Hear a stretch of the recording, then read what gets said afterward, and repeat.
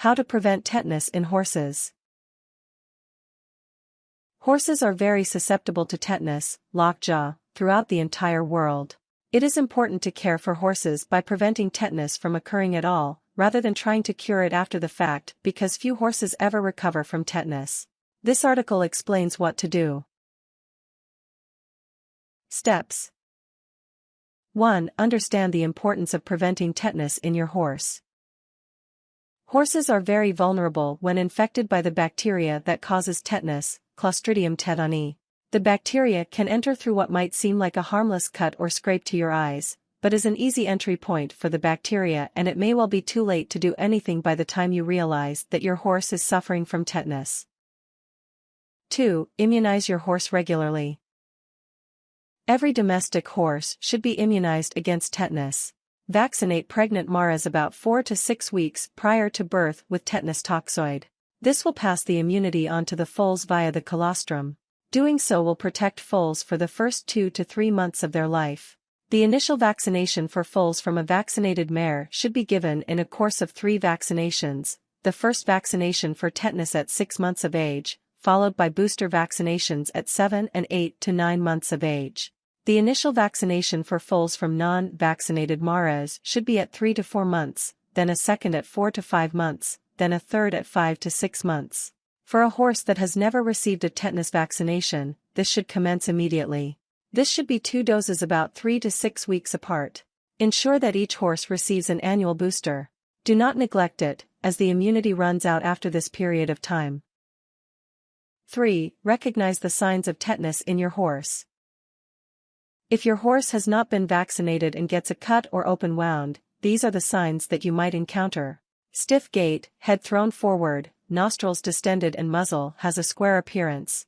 Localized stiffness around jaw, neck and hind limb muscles, as well as around area of the wound.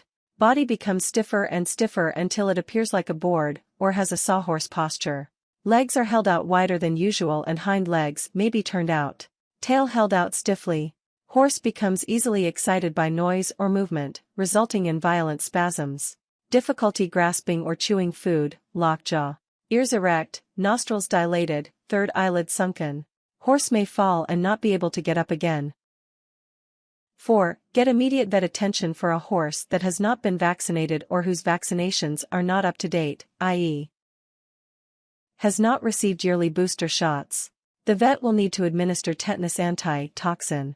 Do not wait for symptoms. As soon as you note a cut or wound, get the vet. Incubation period for tetanus is 3 to 21 days, usually showing within 8 to 14 days. Tips. The feces of horses, dogs, cats, and humans can harbor the bacteria.